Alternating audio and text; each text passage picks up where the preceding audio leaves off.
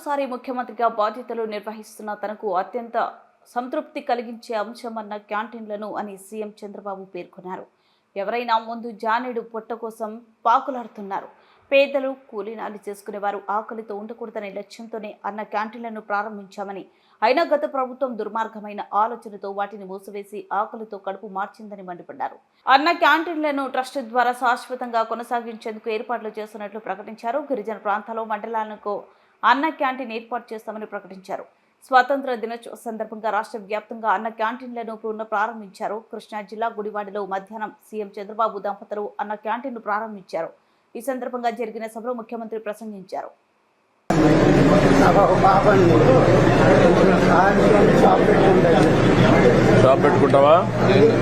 Shop పెట్టుకుంటావా అది రాసుకొని షాప్ పెట్టుకోవడానికి ఏం కావాలా?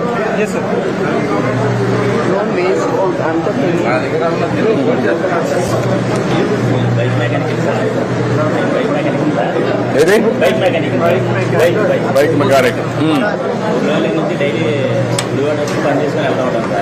ఎక్కడ మీది ఊరు? ఎంత వస్తుంది?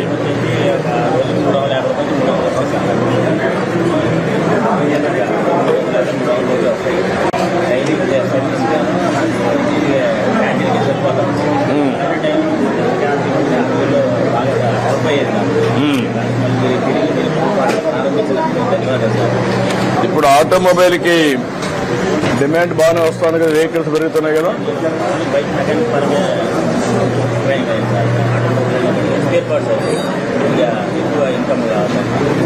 ఎంతవరకు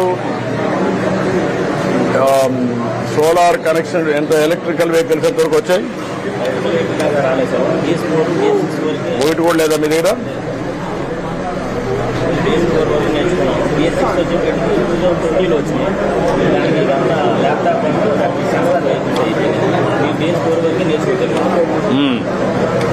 కాదు, ఈవీఎం వెహికల్స్ వచ్చినాయా మీ గుడివాడలో? రాలంగా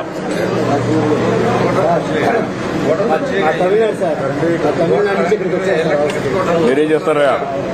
కూలి పని అంటే ఏ పని చేస్తాం?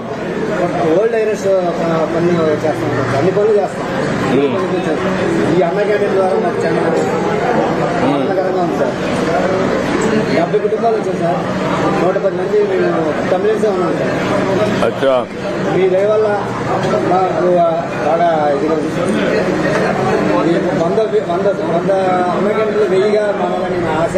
ఇంకా దానికి ఇంకా పెరుగుతూ ఉందని. మీ దగ్గర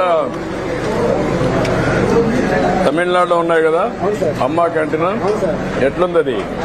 మళ్ళీ నేను ఒకటే ఇక్కడ మాట్లాడుతున్నా, ఈరోజు అన్నా క్యాంటీన్ కి మీరు ముందుకు రండి. ఇదొక స్ఫూర్తిగా తీసుకోండి. చాలా మంది వస్తున్నారు.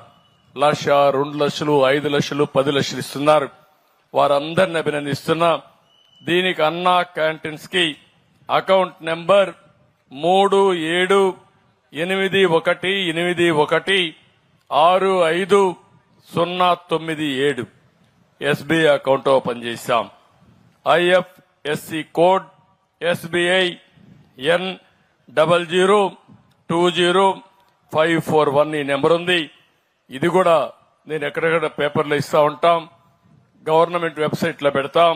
ఎవరన్నా పే చేయాలంటే డైరెక్ట్ కూడా వెబ్సైట్ ఉంది, అన్నా క్యాంటీన్ trust.ap.gov.in. ఇది కూడా మీరు పెడితే ఎక్కడికక్కడ పంపించే పరిస్థితి వస్తుంది. మనందరం కలుద్దాం, సమిష్టిగా ఆలోచిద్దాం, సమిష్టిగా పనిచేద్దాం.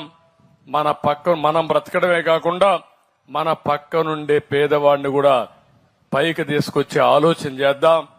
ఈ రాష్ట్రంలో మళ్లీ ఈరోజు మీకు అందరికీ హామీ ఇస్తున్నా, ఈ ప్రభుత్వం మీ అందరికీ ఎప్పుడూ అందుబాటులో ఉంటాం. 24/7 అందుబాటులో ఉంటాం. ఎవరికి ఏ సమస్య వచ్చినా పరిష్కారం చేసే బాధ్యత మేము తీసుకుంటాం. నేను చెప్పింది కూడా మీరు ఫాలో అయితే చాలా ఈజీగా ఉంటుంది.